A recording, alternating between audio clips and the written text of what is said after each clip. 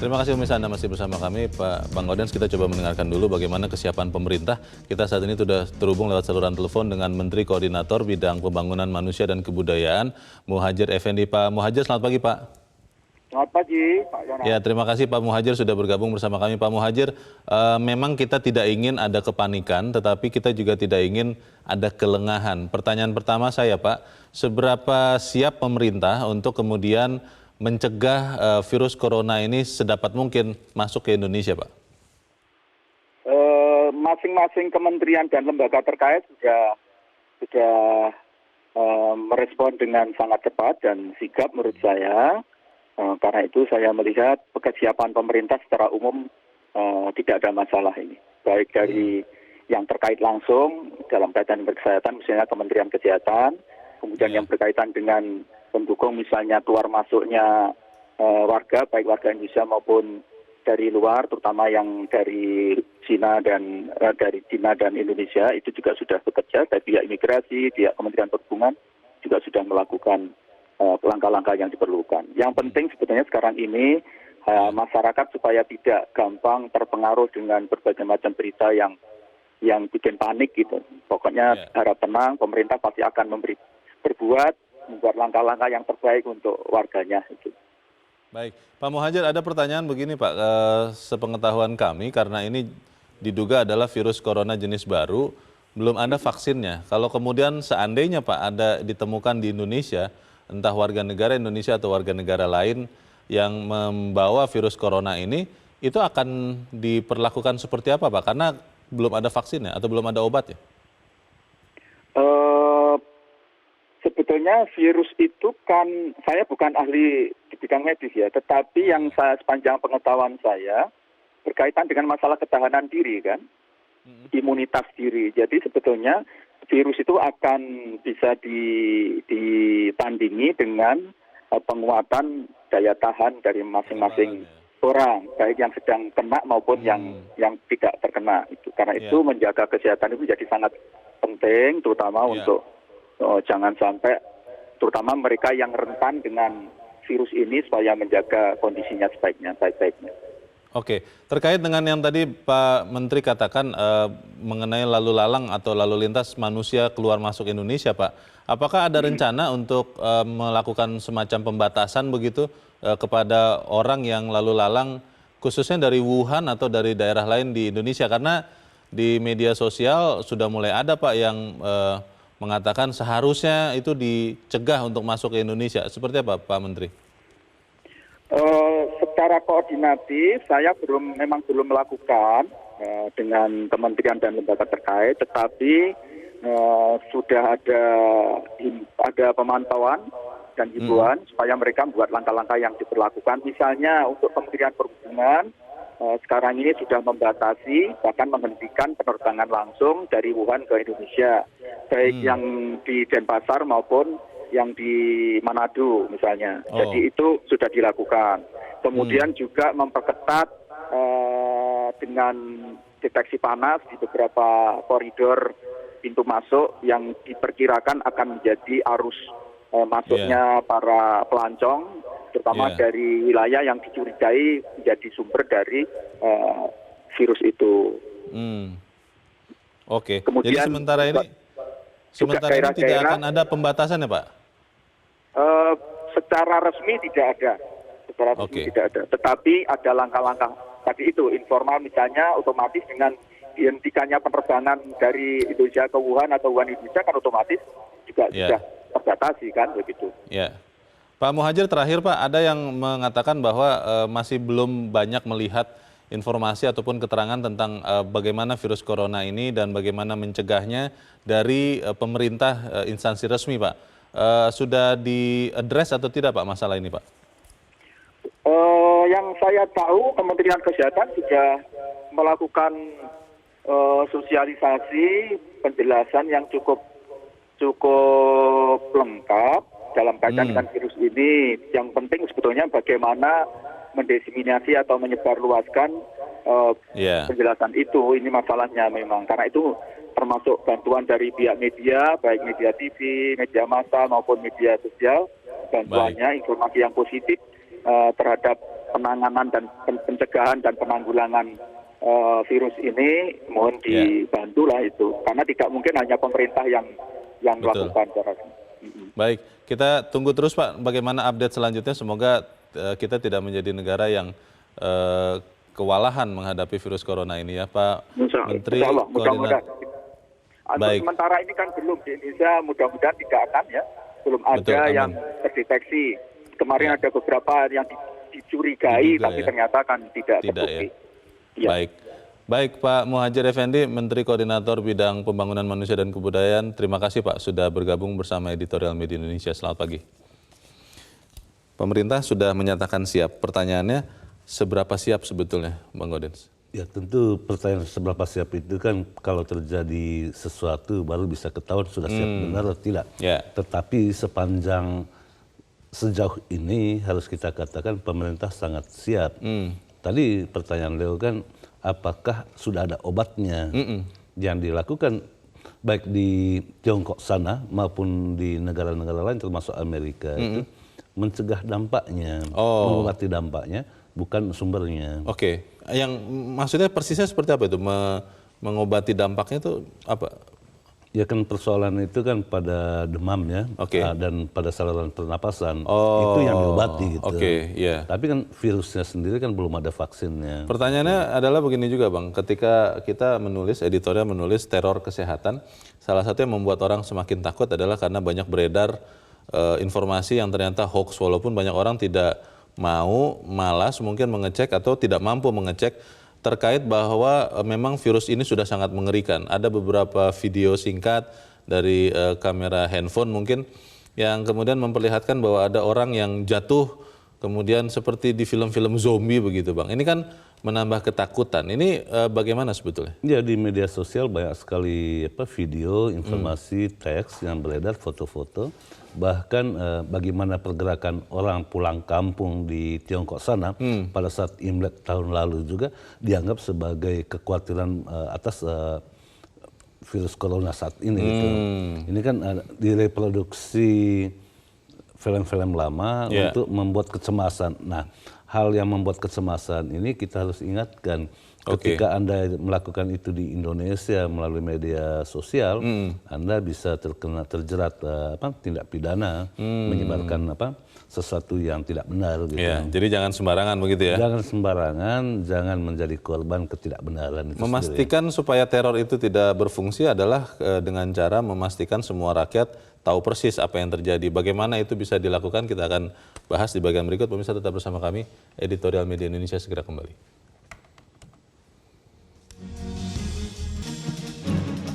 Terima kasih pemirsa, Anda masih bersama kami di Editorial Media Indonesia. Bang Gaudens, kita coba mendengarkan dulu pendapat dari masyarakat, dari pemirsa Metro TV terkait dengan corona ini. Kita sudah terhubung dengan pemirsa Metro TV di Jakarta, ada Pak Nugroho. Pak Nugroho, selamat pagi Pak.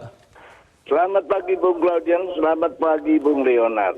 Selamat pagi Pak Nugroho. Teror kesehatan. Iya. Kesehatan ini adalah kebutuhan utama dan mutlak bagi manusia hidup. Untuk nyaman dan pasti. Bebas dari ketakutan. Nah, teror ini adalah ancaman yang menimbulkan kepanikan dan ketakutan. Nah, ini bisa berupa fisik, bisa berupa mental, yaitu informasi. Nah, berkaitan dengan Wuhan SARS ini beritanya mengerikan. Orang berdiri bisa jatuh mati. Nah, yang menakutkan sudah masuk di Indonesia. Nah, ini belum tentu benar juga bisa hoax. Tapi dari sisi lain secara global, ini bukan tidak mungkin berkaitan dengan supremasi global. Pertarungan kuasa dan supremasi dunia. Apalagi ada perang dagang. Karena ada berita bahwa SARS ini, Wuhan ini, sengaja diciptakan oleh Cina untuk membuat ancaman. Isunya tapi ya Pak bocor. ya? Isunya begitu tapi ya Pak ada berita lain Pak Leonard. Ternyata sudah ada anti-vaks atau vaksin antinya yang dibuat oleh Amerika. Nah ini kan kelihatan persaingan itu. Jadi kita jangan terlibat di situ. Tapi itu kan masih katanya kan Pak Nugroho, dua-duanya Pak. Semua katanya Pak, justru hoax itu katanya. Katanya Indonesia sudah masuk Wuhan ini juga katanya, Pak. Jadi yang bahaya itu katanya. Iya, iya. Memastikan atau melawan kata-katanya ini bagaimana kira-kira Pak Nugroho? Satu-satunya hal, kita harus punya kepastian dan pendirian yang yakin akan diri kita. Menteri Kesehatan bekerja keras, rakyat tenang dan tidak menyebarkan hoax. Yeah. Karena apa? Karena perang cyber ini sangat memerlukan orang percaya. Betul. Dan orang yang menyebarkan. Ini yang berbahaya, Pak. Jadi untuk ketahanan bangsa, mari kita tingkatkan kesadaran nasional, kita batasi, kita kurangi berita-berita yang tidak pasti, dan pemerintah bekerja keras untuk menanggulangi. Baik, terima kasih Pak Nugroho di Jakarta. Selamat pagi Pak. Di belakang Pak Nugroho ada Pak Yunus di Tanjung Selor, Kalimantan Utara. Pak Yunus, selamat pagi. Selamat pagi, sukses selalu untuk NKRI tercinta. Ya. Selamat pagi. Bagaimana Pak Yunus? Ya, pendapat kami dari pelosok Kalimantan Utara, walaupun kami di pinggir hutan di perbatasan NKRI tercinta ini, sederhana, tetapi bukan bermaksud meremehkan situasi kondisi. Tidak usah kita terlalu risau dengan informasi ini. Memang sangat berbahaya, namun tidak usahlah meresahkan masyarakat kita. Yang terpenting, sikap pemerintah, pusat maupun di daerah, harus jelas. Khusus untuk di perbatasan, mulai kita antisipasi. Pintu-pintu masuk yang disinyalir akan menyebarkan virus corona itu, harus diantisipasi dengan ada alat pendeteksi. Supaya jangan ada orang-orang tertentu yang datang membawa virus itu ke Indonesia, lalu kita terkena dan semakin meresahkan warga masyarakat kita. Dan mari kita sehati sepikir, dengan iman percaya kita masing-masing, kita ini plural, tetapi dengan iman masing-masing kita berdoa, memohon kepada Tuhan, supaya semua warga Indonesia diselamatkan dari kondisi yang berbahaya ini. Walaupun kita sudah ada dinyatakan masuk. Nah, beberapa tip yang kami ingin berikan untuk penanggulangan. Mohon izin walaupun kami di pinggiran, tapi kami ingin memberikan masukan. Tips lain untuk pencegahan virus corona misalkan. Satu, sederhana saja, yaitu sering mencuci tangan dengan air dan sabun selama 20 detik. Pastikan tangan, jari, dan kuku bersih dari kuman. Kedua, hindari menyentuh mata, hidung, atau mulut dengan tangan yang tidak bersih. Tiga, hindari kontak dekat dengan orang yang sakit. Keempat, gunakan masker selalu. Mudah-mudahan Indonesia aman, sukses selalu. NKRI tercinta Tanjung Selor, Kabupaten Bulungan, Provinsi Kalimantan Utara, selalu mendoakan supaya Indonesia tercinta selalu aman. Dan jangan resah, ini kondisi biasa dimainkan oleh pihak-pihak tertentu untuk bisnis obat. Sukses selalu, terima kasih. Terima kasih Pak Yunus di Tanjung Selor, Kalimantan Utara. Di belakang Pak Yunus ada Pak Adrian di Bekasi, Jawa Barat. Pak Adrian, selamat pagi Pak. Selamat pagi abang-abang semua. Selamat pagi Pak Adrian, bagaimana Pak pendapat Anda Pak? Usul konkret aja, lebih baik pemerintah ini mendirikan crisis center ya. Crisis center itu sangat penting sekali karena selain wilayah kita ini luas, penuh dengan perbatasan, sementara tadi diinformasikan ada negara-negara tetangga yang sudah mulai terindikasi masuk. Jadi kita harus membuat semacam crisis center. Jadi kita tidak bisa parsial bertanya kepada pihak pemerintah, bertanya kepada Pak Effendi, bertanya kepada ini, bertanya kepada itu. Itu sulit, harus ada satu crisis center dan satu person in charge. Kita tidak tahu ini penyakit apa, apakah ini chemical weapon, apakah ini memang penyakit, berapa lama inkubasinya, bagaimana cara menyebarnya, siapa tahu nanti ada orang yang masuk dari perbatasan, dia kelihatan sehat-sehat aja, tapi kemudian seminggu kemudian dia sakit. Kalau ada crisis center, Pak Adrian, ada yang mengatakan kalau sampai ada itu berarti pemerintah malah bisa jadi menimbulkan ketakutan atau kepanikan bagi warga masyarakat. Kalau ada yang seperti itu bagaimana Pak Adrian? Oh itu salah total, justru itu akan membuat negara itu jelas gitu loh. Rakyat itu jelas bertanya kepada siapa. Satu saja person in charge siapa, misalnya Menkes. Ya sudah, kita bertanya kepada Menkes. Dan kemudian secara ofisial untuk penyebaran berita, media-media yang resmi bisa bekerja sama dengan media Indonesia dan sebagainya. Karena ini memang tidak jelas ini. Penyebarannya lewat apa yang harus dihindari, makanan apa yang harus dihindari, sosialisasi yang harus lebih jelas ya Pak Adrian ya. Iya, yang saya terima misalnya katakanlah ada dari sup kelelawar, sup ular dan sebagainya gitu kan. Kita tidak tahu nih barang apa ini virus corona ini. Jadi dengan adanya crisis center itu kita membuat rakyat juga akan menjadi waspada gitu loh dibanding kita hanya melakukan katakanlah penanggulangan lewat perbatasan. Kalau yang namanya penyakit ini kan tanpa kita ketahui apa penyebabnya dan bagaimana cara menanggulanginya, bagaimana cara menghindarinya kan kita repot juga gitu loh. Apalagi banyak hoax yang beredar gitu. Terima kasih. Terima kasih Pak Adrian untuk usulan konkret dari Bekasi, Jawa Barat. Selamat pagi Pak. Di belakang Pak Adrian ada Pak Bambang Saptono di Surakarta, Jawa Tengah. Pak Bambang, selamat pagi Pak. Ya, selamat pagi Metro TV dan selamat pagi saudaraku bangsa Indonesia. Selamat pagi, silakan Pak Bambang. Wabah ganas virus corona jenis baru yang ditemukan di Wuhan, Tiongkok pada 8 Desember 2019 lalu, Mas. Kini telah berkembang dan menjalar cepat keluar dari kota Wuhan. Bahkan telah menjangkit keluar dari negara Tiongkok, antara lain Australia, Jepang, Korea Selatan, Malaysia, Hong Kong, Thailand, kemudian Singapura, dan sebagainya. Dan sampai saat ini, Mas, sudah terdeteksi ada 1000-an orang yang terpapar dan bahkan sudah ada 50-an orang yang meninggal dunia yang diakibatkan oleh ganasnya virus corona tersebut. Alhamdulillah dan puji Tuhan, Mas, bahwa sampai saat ini di Indonesia tidak diketemukan orang yang terpapar virus corona tersebut. Termasuk puluhan mahasiswa atau WNI yang ada di kota Wuhan, Tiongkok dinyatakan dalam keadaan sehat walafiat semua. Kita melihat bahwa pemerintah Tiongkok sangatlah bersungguh-sungguh dan bekerja keras di dalam menangani masalah wabah virus corona tersebut, termasuk mengisolasi kota Wuhan dari segala kegiatan, sehingga menjadikan Wuhan sekarang ini, Mas, ibaratnya kota metropolitan yang kemudian berubah menjadi sunyi sepi bagai kota tak berpenghuni. Nah, kemudian begini, begitu pula yang dilakukan oleh pemerintah Indonesia. Telah sigap dan siap siaga dalam menghadapi wabah kaitannya dengan virus corona tersebut, yaitu dengan memasang alat thermoscanner, Mas, untuk mendeteksi virus corona yang dipasang di pintu-pintu masuk Indonesia maupun di bandara atau bandara laut. Dan ini untuk suatu sikap pensiagaan kaitannya dengan wabah virus corona tersebut. Dan ini tidak hanya dilengkapi dengan thermoscanner, Mas, tetapi kita juga sudah menyiapkan tim medis dan juga rumah sakitnya.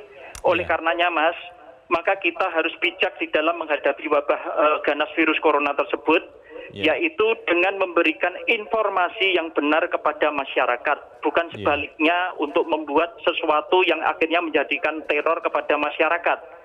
Saya yakin pemerintah Indonesia benar-benar sudah serius untuk menangani kaitannya dengan wabah ini. Dan kita yang terpenting, Mas, untuk masyarakat, kita berpola hidup sesuai dengan masyarakat Indonesia, yaitu dengan makan atau berperilaku seperti layaknya berbudaya Indonesia. Insya Allah selamat. Terima kasih. Terima kasih Pak Bambang Saptono di Surakarta, Jawa Tengah. Selamat pagi Pak. Kita akan bahas pendapat para pemirsa selepas jeda. Bang Godian dan pemirsa tetap bersama kami. Editorial Media Indonesia segera kembali.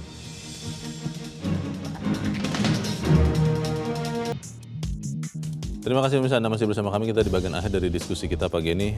Bang Godian, para pemirsa tadi muncul dengan beberapa ide yang baik. Tadi Pak Ardian di Bekasi usul ada crisis center. Tapi begini Bang, bagaimana kita memperlakukan masalah ini proporsional supaya tidak mengecilkan masalah, tapi juga jangan dengan niat yang baik malah kemudian memunculkan kekhawatiran. Kalau misalnya ada crisis center, jangan-jangan nanti ada rakyat yang berpikir, wah ini sudah sangat berbahaya nih. Bagaimana Bang? Ya, karena itu kita kembali kepada ketentuan undang-undang, terutama Undang-Undang Nomor 4 tahun 1984 tentang wabah penyakit menular, dan Undang-Undang 36 tahun 2009 tentang kesehatan.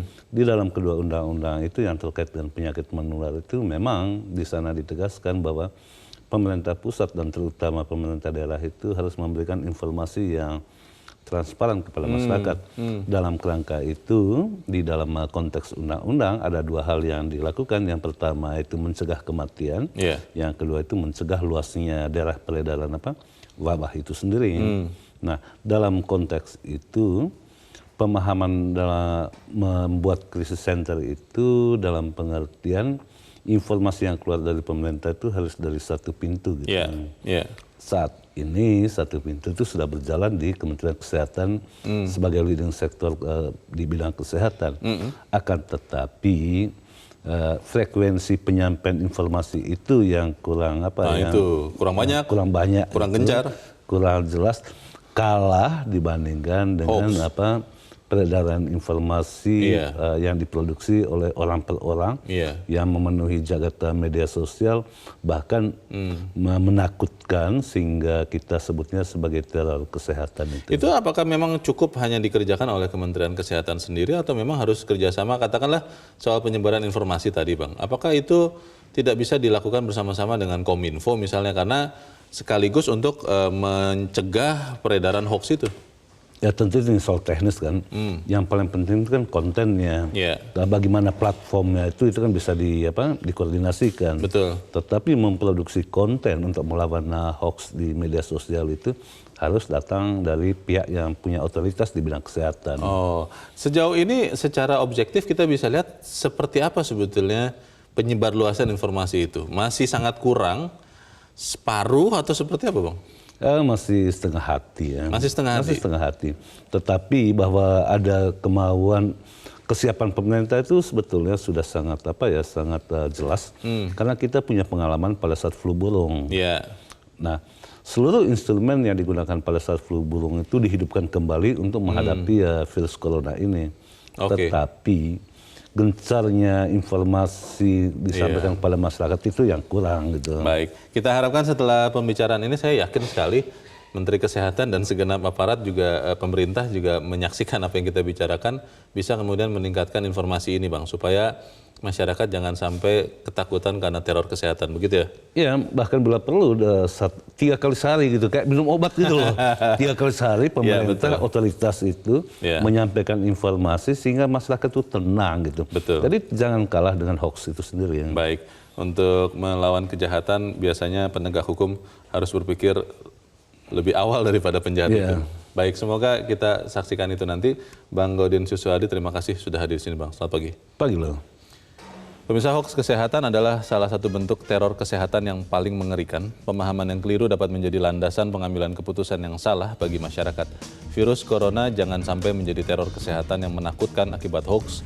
Otoritas kesehatan di pusat dan daerah perlu secara berkala menyampaikan informasi secara terbuka kepada masyarakat terkait dengan virus corona ini. Saya Leonard Samosir, terima kasih Anda sudah menyaksikan. Selamat pagi.